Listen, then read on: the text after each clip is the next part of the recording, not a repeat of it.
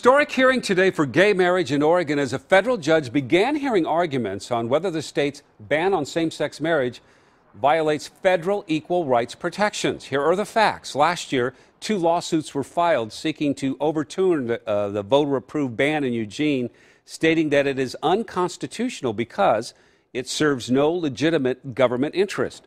No decision will be made today. Well, Tim Becker was in court as those arguments unfolded. He joins us now with the latest.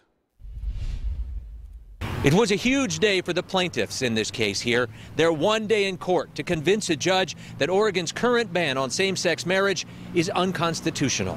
We're excited about today and anxious for a resolution to what's been a very long journey for Oregon families and couples who've waited far too long. We're all together in this, and we're representing the body of LGBT in the state of Oregon, so the more people we have on our side, the better.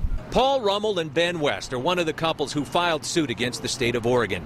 They believe current Oregon law violates their rights to protection and due process, rights that were granted to gays and lesbians in a decision by the U.S. Supreme Court last year. And I think we have a strong case that Oregon's current law is in direct conflict with U.S. constitutional law, which has a precedent. Their attorneys today called Oregon's current marriage law a state-imposed badge of inferiority and a stigma on same-sex couples. Our argument is that the denial of equal protection and due process of law under the Oregon Constitution violates the federal Constitution. Judge Michael McShane was expected to possibly issue a ruling today, but an anti-gay marriage group filed a motion to intervene 2 days ago. Why have you chosen to defend Oregon's Constitution? Well, we have members in our organization who are residents of Oregon, a county clerk, wedding services providers, voters who actually voted for the marriage amendment in 2004, and we think that they have vested stakes in this case. The National Organization for Marriage will get to argue their case here in 3 weeks, when couples like Ben and Paul